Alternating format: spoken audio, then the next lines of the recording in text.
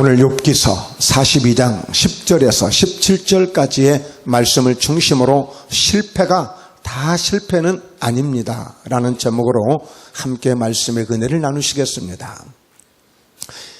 한 해를 우리가 살아오면서 누구나 다 성공하기를, 또 그리고 무엇이든 잘 되기를, 그리고 좋은 일이 우리에게 있기를 다 바라며 살아왔습니다. 그렇죠? 누가 실패를 원하겠어요? 누가 실패를 좋아하겠어요? 그러나 오늘 그런 의미에서 누구보다도 많은 실패를 경험하고 아주 충격적인 실패를 경험한 오늘 이 본문에 등장하는 욥을 통해서 함께 은혜를 나눌 수 있기를 바랍니다. 욥은 정말 행복한 사람이에요. 실패를 모르고 그냥 성공, 가도를 달려온 가장 모범적이고 모든 사람들이 존경하고 부러워할 만한 그런 인물이었잖아요. 재산이면 재산, 믿음이면 믿음, 가정이면 가정, 무엇 하나 흠잡을 데 없는 완벽한 그런 모든 사람이 부러워할 만한 그런 인물 중에 한 사람이었단 말이에요.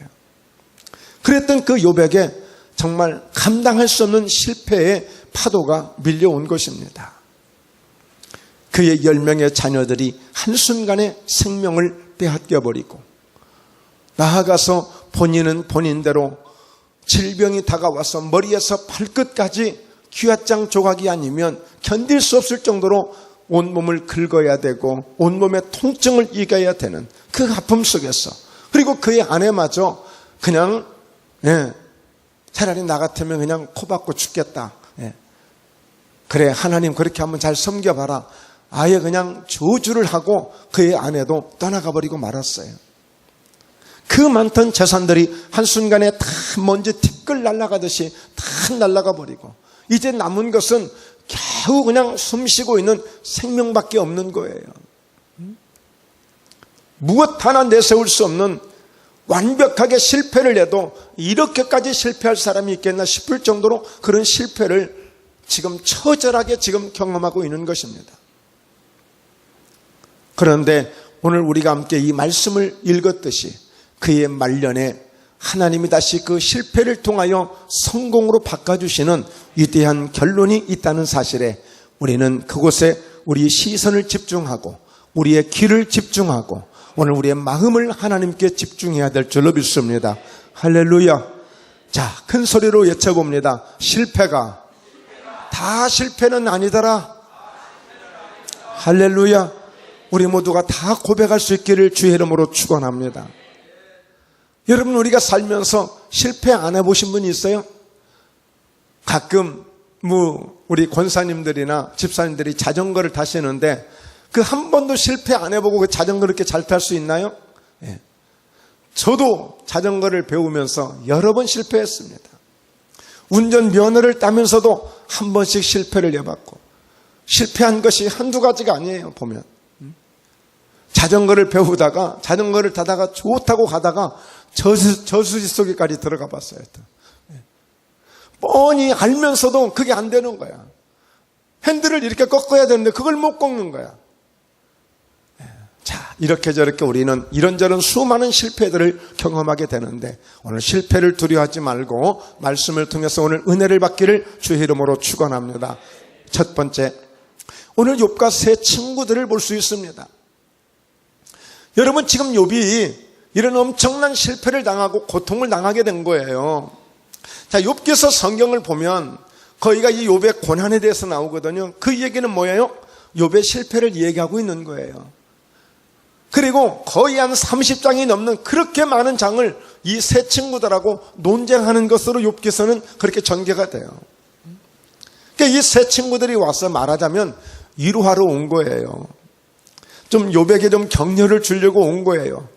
그런데 그 한마디 한마디 하는 말이 뭔가 위로가 될 것 같은데 아니야. 그 속에 뭔가 다른 가시가 있는 거야. 뭔가 욥의 마음을 더 아프게 하는 메시지가 있어. 우리도 그럴 수 있거든요. 누구를 좀 권면해 준다고, 누구에게 좋은 얘기를 해준다고 하는 것이 더 부담이 될 수 있는 거예요. 어떤 상담학 교수가 그런 얘기를 하더라고요. 지금은 자기가 상담학을 하고 심리학을 통해서 학생들에게 교수를 하고 있지만 자기가 그런 경험 중에 참 아버지가 뜻하지 않게 일찍 돌아가시는 바람에 엄청난 충격을 받고 있는데 뭐 좋게 위로해 주는 분들도 많이 계셨겠죠. 그중에 어떤 분은 야 그래도 불행 중 다행이다 잘했다 야 그러더래. 왜요? 암이 왔는데 오랜 시간 투병 안 하고 빨리 돌아가셨다고. 오랫동안 투병을 했더라면 돈은 돈대로 들어가고 고생은 고생대로 했을 텐데 차라리 빨리 돌아가셔서 그나마 다행이라고 그러더래요. 그런데 자녀 입장에서 자식 입장에서는 아무리 병도 나빠지만 아무리 병이 들어서 고통을 당했지만 그 아버지하고 하루라도 더 오래 있고 싶은 것이 자녀의 마음인데 빨리 가서 그나마라도 다행이라고 그렇게 위로를 해주더라는 거야. 근데 그것이 그렇게 상처가 되고 아픈 거예요. 여러분 이렇게 실패를 당하고 있는 욥에게 다가온 이 세 친구들이 한마디 한마디 하는데 무슨 말을 했는지 한번 보겠습니다. 첫 번째 엘리바스라고 하는 친구가 있어요. 이 친구가 하는 말이에요. 4장 5절에서부터 자 읽습니다. 이제 이 일이 내게 이름에 네가 힘들어하고 이 일이 내게 닥침에 네가 놀라는구나. 그러니까 지금 이 어려움을 지금 당한 거잖아요. 그러니까 이 어려운 일이 너에게 이르니까 네가 지금 힘들어하고 있구나. 이 일이 네가 닥치면 네가 지금 놀라고 있구나. 자 그런데 6절 네 경외함이 내 자랑이 아니냐. 내 소망이 내 온전한 길이 아니냐. 너 하나님 경외하는 것이 네가 자랑이 아니었냐. 하나님을 섬기면 하나님을 예배하면 하나님이 늘 좋게 해주시고 잘되게 해주시고 구원도 받고 하나님이 책임져 주시고 하나님이 언제나 늘 인도해 주신다고 네가 그렇게 자랑하지 않더냐. 그리고 네 소망이 온전한 길이 아니더냐. 우리 장차 다 이렇게 살지만 나중에 하나님의 영광 가운데 우리가 나아갈 것인데 늘 소망을 얘기하지 않았느냐. 자 이렇게 지금 말을 해주는 거예요. 그러면서 생각하여 보라. 죄 없이 망한 자가 누구인가. 정직한 자의 끊어짐이 어디 있는가. 너 늘 그렇게 하나님을 자랑하고 하나님께 대한 소망을 그렇게 외치던 네가 아니었느냐. 그런데 한번 생각해봐라. 죄 없이 망한 자가 누구이겠냐. 즉 다시 말해서 네가 믿음으로 그렇게 이야기는 했지만 너 죄 많은 사람이야. 너 결국에 보면 네가 입술로는 하나님을 잘 섬기는 것처럼 이야기했지만 사실 보면 죄 없이 망한 자가 누가 있겠느냐. 너 지금 망하지 않았느냐. 너 실패하지 않았느냐. 근데 한마디로 말해서 네가 지은 죄가 많아서 이런 거야. 와서 위로해 준다고 하는 이야기가 좀 이렇습니다. 정직한 자의 끊어짐이 어디 있겠느냐. 정직했더라면 하나님 앞에 죄를 짓지 않았더라면 이렇게 끊어지는 일은 없었을 거라는 거예요. 자 본데 내가 보건대 악을 밭갈고 독을 뿌리는 자는 그대로 거두나니. 심은 대로 거둔다는 말씀이 맞아요. 결국에 네가 지금 거두고 있는 것은 악을 밭갈았고 독을 뿌렸고 그래서 지금 네가 망하게 된 거야. 여러분 친구가 와서 이런 얘기 해서 되겠습니까? 안 되죠. 여러분 전라도 말로 뭐라고 해줘야 속이 좀 시원하겠어요? 네? 거시기 말로 뭐라고 해야 좀 그래도 우리 그냥 불난 집에 부채질한다고 세상에 이럴 수 있습니까? 그러니 오늘 욥하고 논쟁을 안 할 수가 없는 거예요. 자, 두 번째 친구입니다. 필닷의 이 첫 번째 말인데 자 8장 4절에서부터 시작해요. 여러분 이 8장 이 7절은요 굉장히 유명한 말씀이 있어요. 내 시작은 미약하였으나 네 나중은 창대하리라. 욥이 한 얘기가 아니에요. 욥의 친구 빌닷이라는 친구가 그 말씀을 욥에게 해준 거예요. 자 어떻게 얘기했을까요? 네 자녀들이 주께 죄를 지었으므로 주께서 그들을 그 죄에 버려두셨나니. 자녀 10명이 다 죽었어요. 그러니까 여러분 자녀 10명이 죽었는데 지금 뭐라고 얘기하고 있는 거예요? 네 자녀들이 주님께 죄를 지어서 죽은 거야. 여러분 상갓집에 가서 이렇게 얘기할 수 있습니까? 근데 욥이 그렇게 절친이라고 하는 친구들이 와서 이렇게 얘기해주고 있는 거예요. 근데 사실 보면은 욥은요, 자기 자녀들이 생일이 오면 다 자녀들을 모아놓고 하나님께 먼저 예배를 드렸어요. 그리고 그가 기도하기를, 하나님 1년 동안 살아오면서, 한 해 동안 살아오면서 우리 자녀들이 혹여라도 주님 앞에 잘못한 것이 있으면 모든 죄들을 사하여 주시고 긍휼히 여겨 주시고, 그래서 제사를 드리며 그 생일을 했다니까요. 그런데 지금 이 친구가 와서 이렇게 이야기하고 있는 것입니다. 자, 5절에 네가 만일 하나님을 찾으며 전능하신 이에게 간구하고, 아니 지금 욥이 하나님을 늘 찾았죠. 늘 하나님과 함께 했죠. 늘 기도하는 삶을 살았죠. 예? 그런데 이렇게 하면 어떻게 된다고요? 또 정결하고 정직하면 반드시 너를 돌보시고 내 의로운 처소를 평안하게 하실 것이라. 지금은 네 자녀들이 무엇인가 주님 앞에 죄를 범하였기 때문에 이런 어려움을 당하지만, 네가 지금 이래도 하나님을 열심히 찾고 부지런히 찾고 또 네가 정직하면 반드시 너를 돌봐주시고 네 의로운 처소를 평안하게 다시 인도해 줄 것이라고 이렇게 이야기하고 있습니다. 누가 예배를 드리지 않다가 주일을 하루 빠졌다가 어디 가다가 또랑에 빠져가지고 발이라도 삐고 발목이라도 부러지면 아이고 가서 뭐라고 얘기하는 게 좋겠어요? 그래, 주일 빼먹더니 아주 잘했다. 응? 이제 봤지? 너 또 빠질래? 그렇게 얘기하는 것이 위로가 되겠습니까? 그러면 열받아서 더 안 나와. 그러니까 말을 잘 해야 되는데, 지금 욥의 세 친구들은 욥에게 와서 이렇게 이야기하고 있는 거예요. 기가 막히죠. 자, 세 번째 친구 소발이 하는 말입니다. 자, 뭐라고 했을까요?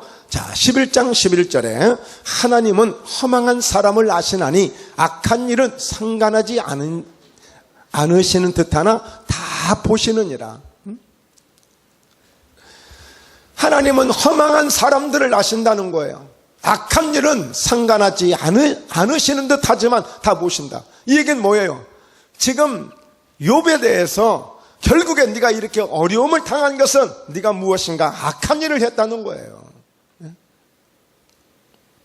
그리고 12절에 허망한 사람은 지각이 없나니 그의 출생함이 들나귀 새끼 같으니라. 13절 만일 네가 마음을 바로 정하고 주를 향하여 손을 들 때에 내 손에 죄악이 있거든 멀리 버리라.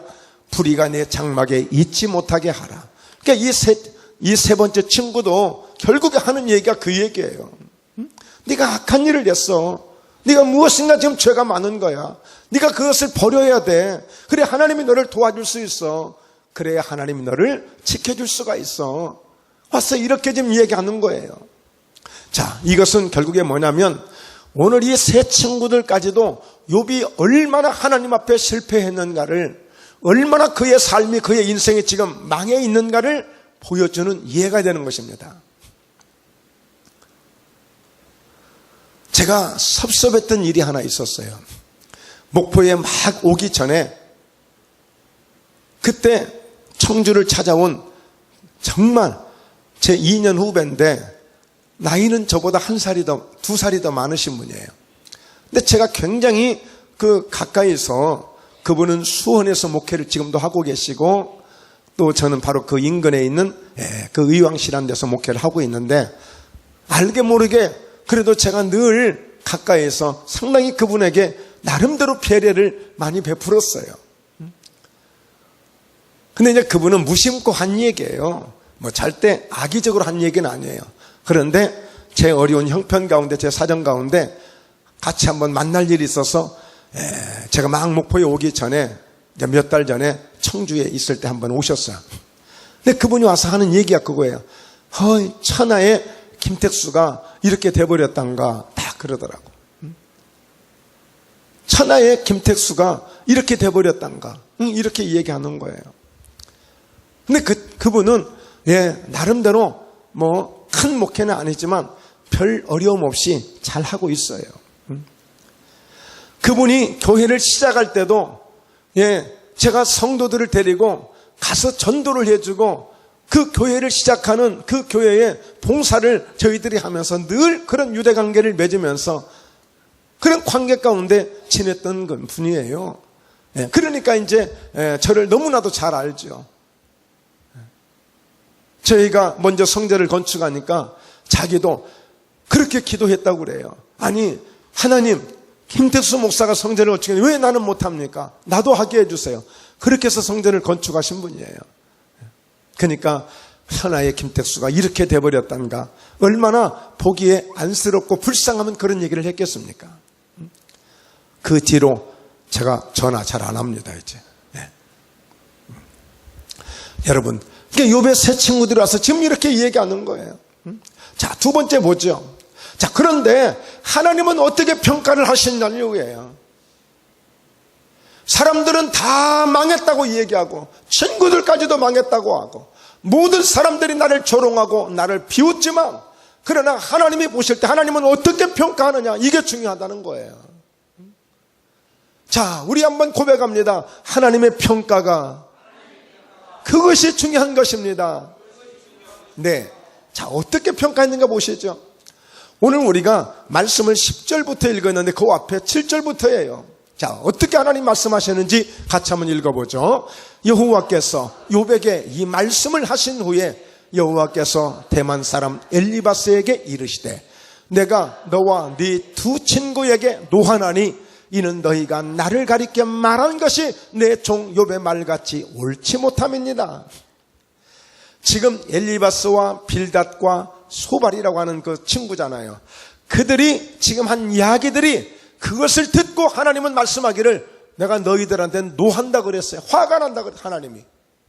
하나님이 화가 나신다. 너희가 나를 가리켜 말한 것이 내 종 욥의 말같이 옳지 못함이다. 욥도 이런저런 때로는 불평도 하고 하나님 앞에 신세타령도 하고 차라리 태어나지 않았으면 좋을 뻔했어야 하고 그런 말도 하고 왜 나를 태어나게 했나요? 그런 말도 해요. 근데 하나님은 다 그 욥의 중심을 아시고 끝까지 입술로 그래도 사단 앞에, 그 원수 사단 앞에 하나님을 저주하지 않고 끝까지 입술을 지키며 말을 지키며 하나님 앞에 엎드려 있었다는 사실에 그 고난 중에도. 그런데 그 내 종 욥의 말같이 못함이니다. 그렇게 표현하고 있어요. 말씀하셨잖아요. 8절을 읽습니다. 그런즉 너희는 숫소 7과 수량 7을 가지고 내 종 욥에게 가서 너희를 위하여 번제를 드리라. 내 종 욥이 너희를 위하여 기도할 것인즉 내가 그를 기쁘게 받으리니 너희가 우매한 만큼 너희에게 갚지 아니하리라. 하나님이 오늘 욥을 내 종이라고 말씀하셔요. 사람들은 다 실패했다고 그를 조롱하고 비웃었고 마치 그에게 뭔가 큰 죄가 있고 잘못이 있고 악한 사람 같아서 그렇게 망해버린 것처럼 이야기했지만 하나님은 내 종으로 보고 있는 거예요. 그리고 하나님이 욥을 어느 정도 세우셨느냐, 욥을 어떻게 세우셨느냐, 욥에게 가서 제사를 드리라고 할 정도로 가서 너희를 위하여 욥에게 가서 욥이 제사장이 되는 거예요. 욥이 하나님의 종이 되어서 하나님과 중재를 해주고 욥을 통해서 그 친구들이 다시 하나님의 은혜를 입을 수 있도록 가서 번제 제사를 드리라는 거예요. 번제는 뭐예요? 아브라함이 자기 아들 이삭을 모리아 산의 제단에 바치듯이 드리는 거예요. 오늘 엘리야가 갈멜산 정상에서 송아지를 가져다가 각을 떠서 나무 위에 벌려놓고 물을 붓고 그곳에서 하나님 앞에 예배를 드리는, 제사를 드리는 그것이 번제예요. 솔로몬이 일천번제를 드려가며 하나님 앞에 지혜를 구하며 기도했던 것이 번제예요. 이 두 친구와 함께 세 친구가 욥에게 가서 번제를 드리라는 거예요. 누구를 위해서? 너희를 위해서. 하나님이 지금 화가 나셨어요. 가서 욥을 통해서 용서를 받고 용서를 구하고 다시 너의 모든 그 하나님을 향한 믿음을 회복할 수 있도록 가서 번제를 드리라는 거예요. 그러면 내가 기쁘게 받아줄 거라는 겁니다. 자, 그러면서 42장 8절 하반절, 이는 너희가 나를 가리켜 말한 것이 내 종 욥의 말같이 옳지 못함이니라. 그러니까 하나님 앞에 옳지 못한 말을 한 거예요. 좋은 소리는 다 하고 똑똑한 소리는 다 했지만, 그러나 하나님이 보실 때는 다 하나님이 우습게 들으신 거예요. 우습게 보신 거예요. 자, 9절을 더 읽죠. 함께 읽습니다. 이에 대만 사람 엘리바스와 수핫 사람 빌닷과 나하마 사람 소발이 가서 여호와께서 자기들에게 명령하신 대로 행하니라. 여호와께서 욥을 기쁘게 받으셨더라. 그 세 친구가 가서 욥에게 번제를 가지고 가서 그 번제에 제사를 드릴 때에 욥이 하나님 앞에 제사를 올리는 거예요.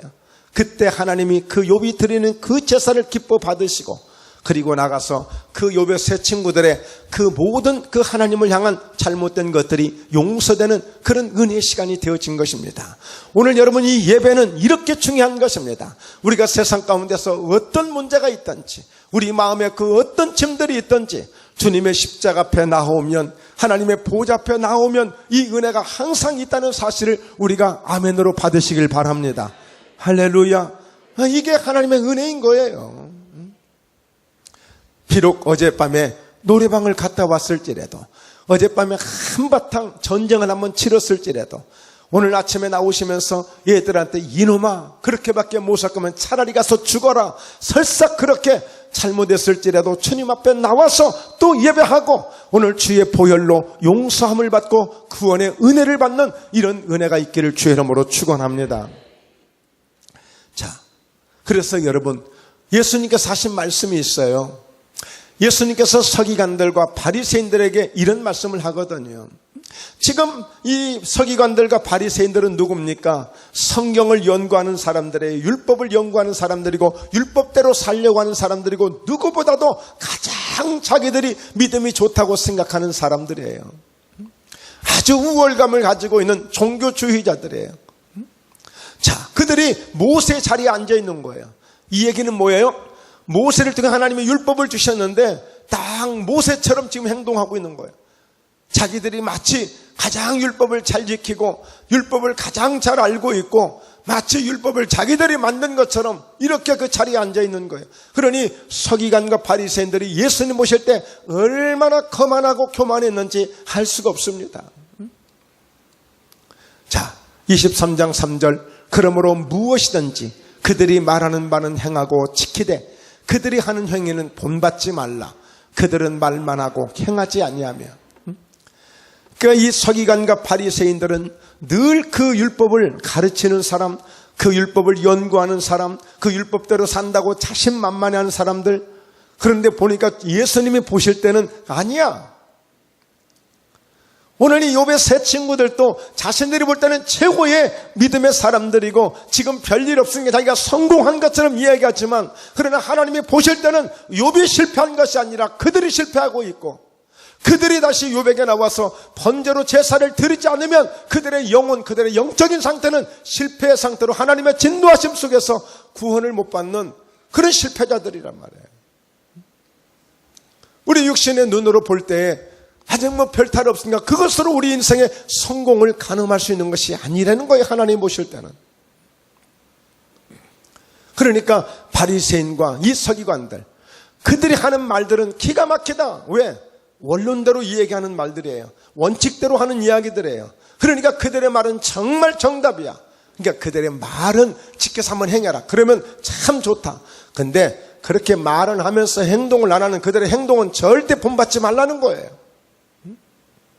4절, 그리고 또 무거운 짐을 묶어 사람의 어깨에 지우되 자기는 이것을 한 손가락으로도 움직이려 하지 아니하며. 그러니까 이 좀 그 율법을 가지고 있는 사람들은 너는 이렇게 왜 이것도 못하냐? 왜 이렇게 못하냐? 그러니까 욥의 세 친구들처럼 너 죄를 지어서 이런 거야. 네 자녀들이 죄를 지어서 그런 일들이 있는 거야. 네가 악한 일을 했기 때문에 이런 일들이 있는 거야. 자꾸만 짐을 더 지워주는 말만 하는 거예요. 여러분, 항상 우리는 살리는 말을 해야 됩니다.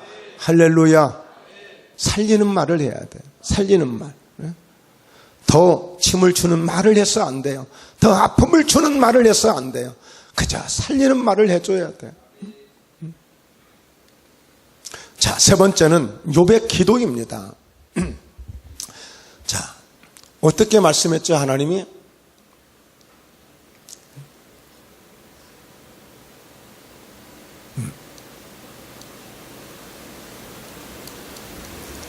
자, 세 번째 욥의 기도인데 우리 42장 10절 말씀 같이 한번 읽어봅니다.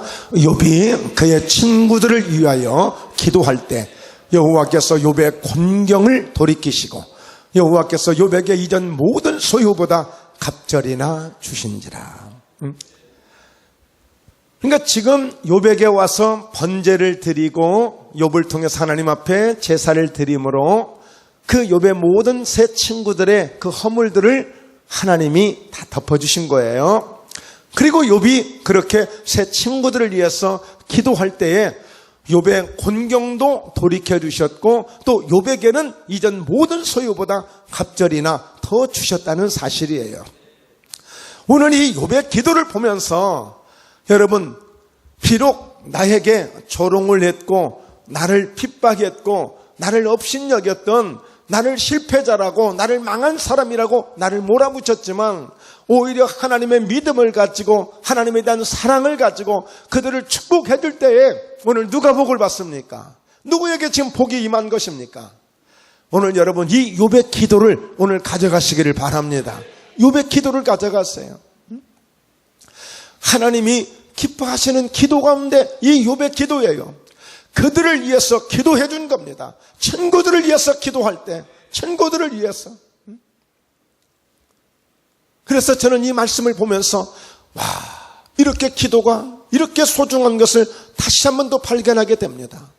이미 민수기서 6장 24절 27절까지 보면 그 제사장들인 아론과 그의 아들들이 이스라엘 자손들을 위해서 축복을 선포해 주고 그들을 위해서 기도해 줄 때 하나님이 그들에게 복을 주신 것처럼 하나님이 욥을 내 종이라 여기셨고 욥을 통해서 그 세 친구들에게 기도하게 하실 때에 오늘 세 친구들의 모든 허물도 사함을 받았지만 오늘 욥이 이렇게 하나님 앞에 복을 받는 놀라운 기회가 된 것입니다. 할렐루야. 기도해 주는 사람, 기도를 받는 것도 중요하지만 여러분 기도를 받으시는 것도 잘 받으세요. 그러나 기도를 해줄 수 있는 사람이 되십시오. 기도를 해줄 수 있는 사람. 이렇게 친구들을 위해서 얼마나 미워요. 여러분 미운 사람 기도해 줄 수 있습니까? 아이고 목사님 어떻게 기도를 해줘요? 그 인간 그냥 그대로 살게 내버려 둬요. 아마 그럴 거예요. 그러나 기도해 주는 것, 기도해줘. 하나님을 몰라서 그렇습니다. 예수님을 몰라서 그렇습니다. 하나님 도와주셔야 되겠습니다. 그들을 친정 용서해 주시고 저들의 허물을 사하여 주시옵소서. 욥이 그렇게 친구를 위해서 기도할 때 우리 하나님은 욥의 곤경을 돌이켜 주셨고 그 실패가 성공으로 바뀌어지는 위대한 역사가 일어난 것입니다. 이런 것을 깨달아지고 이런 것을 알게 될 때에 은혜를 받았다고 말할 수 있는 거예요. 그냥 오늘 예배 가운데 목사님이 나 듣기 좋은 소리 해줬다고 은혜 받는 것이 아니라 이런 진리의 말씀들을 통해서 내가 이제 어떻게 해야 되겠는가, 이런 사실들을 깨닫게 하고 알게 하신 것을 우리가 감사해야 되고 이런 은혜를 우리가 소유할 수 있어야 되는 것입니다. 그래서 여호와께서 욥에게 이전 모든 소유보다 갑절이나 더 주시는 엄청난, 결코 여러분 실패자가 아니었습니다. 이 말은 무슨 얘기예요? 지금까지 욥은 그 모든 것들이 다 실패라고 생각했고 그 모든 실패들이 실패로 내 인생을 이렇게 고통 속에 몰아넣었다고 생각할 수 있지만 그러나 그것은 실패가 아니었습니다. 이렇게 갑절이나 더 배나 더한 하나님의 소유를, 더 하나님의 복을 받게 되는 이 놀라운 역사가 있었다는 사실을 이제서 알게 된 것입니다. 그러므로 이 욥이 그랬을 거예요. 실패가 다 실패가 아닙니다. 그래서 결론적으로 여러분 지난날에 실패는 실패가 아닌 성공의 천주곡이었다는 사실이에요. 그래서 결국에 이렇게 전환될 수 있도록, 이렇게 극적인 이런 반전이 이루어질 수 있도록 했던 것은 뭐예요? 기도 가운데 있단 말이에요. 결국에 기도 가운데. 그래서 여러분, 이 기도할 때 내가 기도하지만 내가 기도하면 하나님이 일하신다는 말씀이에요. 욥은 그저 하나님이 말씀하시는 대로 주어진 기회대로 그 친구들을 위해서 축복해주고 기도했는데 세상에 그 사이에 자기의 곤경이 돌이켜지는 역사가 있었어. 모든 고통들이 벗어지는 역사가 있었어. 그리고 갑절로 하나님이 모든 소유의 복을 주시는 놀라운 기적적인 일들이 일어났단 말이에요. 그래서 여러분, 구역장님들은 끊임없이 구역 식구들을 위해서 더 많이 기도해 주시기를 바랍니다. 예. 저 역시도 우리 성도들을 위해서 더 많이 더 기도해야 되겠죠. 그래서 지난날의 실패는 실패가 아닌 성공의 천주교였던 사실을 우리는 다시 한번 이 욥을 통해서 발견하게 되는 것입니다. 성경을 다시 한번 봅니다. 10절입니다. 또 읽습니다. 욥이 그의 친구들을 위하여 기도할 때 여호와께서 욥의 곤경을 돌이키시고 여호와께서 욥에게 이던 모든 소유보다 갑절이나 주신지라. 12절입니다. 여호와께서 욥의 말년에 욥에게 처음보다 더 복을 주시니 그가 양 14,000과 낙타 6,000과 소 1,000결이와 암낙이 1,000을 두었고, 몇 마리인지 우리는 기억할 수는 없지만 그러나 하나님이 이렇게 다시 갑절로 다시 채워주시는 하나님, 갑절로 채워주시는 하나님, 얼마나 대단합니까? 여러분, 에디슨은 누구나 다 알고 있는 그런 발명가 아니겠습니까? 전기를 발명한 사람이에요. 이 전기를 발명하기 위해서 얼마나 많은 실패를 했느냐? 2399번을 실패했습니다. 오늘 2400번째의 성공이 당신에게도 있다는 사실을 항상 생각하고 살라는 거예요. 에디슨의 교훈입니다. 그가 고백합니다. 오늘 실패는 성공의 어머니다. 실패는 성공의 어머니다.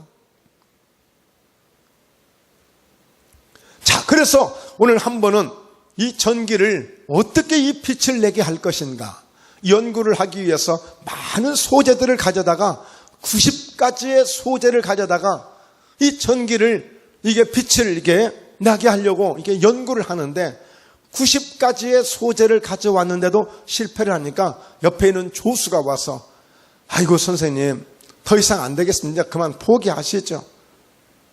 그냥 포기하시죠. 뭘 자꾸 이렇게 하시려고 합니까? 이때 에디슨이 한 얘기, 아니야, 지금까지 이 90가지는 90가지는 안 된다는 것을 발견했으니까 또 다른 것을 또 연구해봐야지. 예.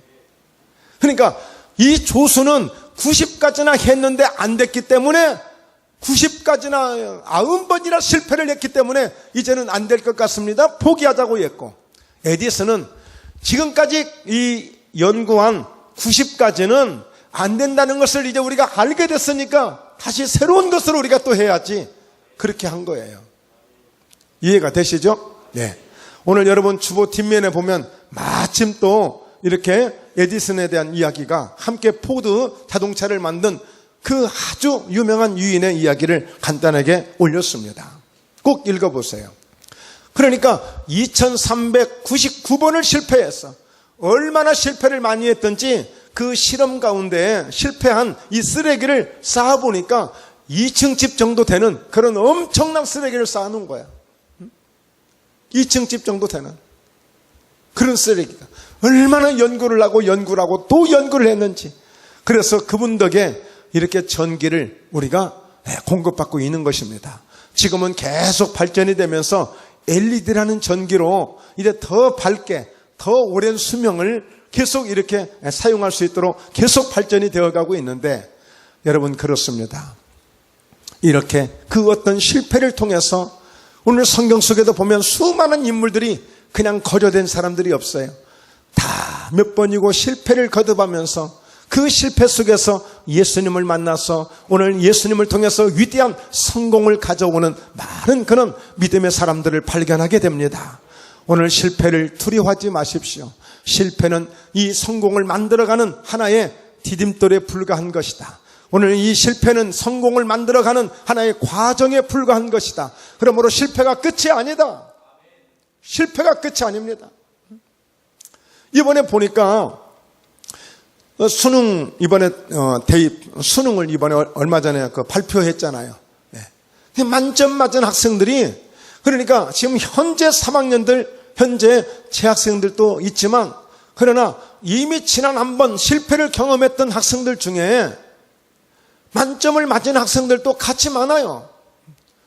총 한 20여 명 정도 되는 것 같은데, 지금 절반 정도는 현재 학교를 다니는 학생들이고, 절반 정도는 이미 작년에 한번 쓰라린 패배를 맛본, 실패를 맛본 그런 학생들이 다시 만점을 얻는 이런 정말 기험을 토하는 일이 있었단 말이에요. 우리 뭐 하다 보면 실패할 수 있어요. 이런 장식 하나 하다가도 내가 원치 않는 그런, 이거 잘못됐어. 그리고 이거를 어그러뜨릴 수 있어요.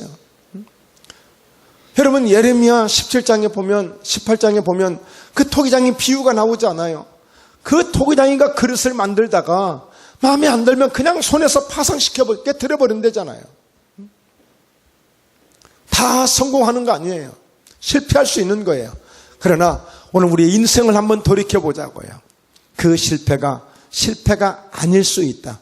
결코 실패가 아닌 오히려 과정이 되어져서 오늘날 이런 성공을 가져올 수 있는 좋은 기회가 될 수 있다는 사실을 기억하시고, 우리 모두 우리에게 주어진 이런 일 저런 일, 그 어떤 일들에 너무 그렇게 마음을 뺏기지 마시고 오히려 그 속에서 더 지혜를 구하고 하나님 앞에 나와 더 구할 때에, 오늘 예수님이 무슨 말씀하셨어요? 서기관과 바리새인들이 하는 이야기, 그 말은 꼭 그대로 해라. 그들의 행동은 본받지 말고, 그러니까 욥에게 찾아온 세 친구들의 말을 내 말로 들으시고 나에게 주시는 말로 듣고 그들의 행동은 본받지 말고 오히려 행동은 욥의 행동을 본받고 그 고난 속에서도 끝까지 하나님만을 기대하고 포기하지 않냐고 나갔던 그 믿음으로 달려갈 수 있기를 주의 이름으로 축원합니다.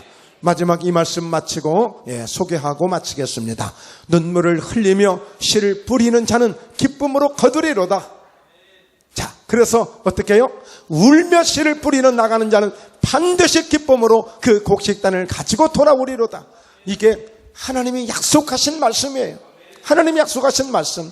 비록 내가 실패에 눈물을 흘리고 있지만, 내가 지금 비록 고난의 눈물을 흘리고 있지만 반드시 내가 기쁨의 단을 가지고 나도 성공했어 하고 소리치며 다시 반드시 단을 가지고 돌아온다는 이 사실을 믿으시길 바랍니다. 하나님의 말씀입니다. 살아있는 말씀입니다. 진리입니다. 이 약속대로 이루어집니다. 이 약속대로 되어집니다. 할렐루야. 그래서 목포예담교회가 반드시 지난날에 흘린 눈물들이 이제 기쁨의 단이 되어지는 그런 은혜로 계속 해를 거듭할수록 더 뜨거워진 감격의 눈물이 될 수 있을 것입니다. 기쁨의 눈물이 될 수 있을 것입니다. 여러분의 인생 속에, 여러분의 삶 속에 그런 은혜가 넘치시길 주 예수 이름으로 축원합니다. 할렐루야.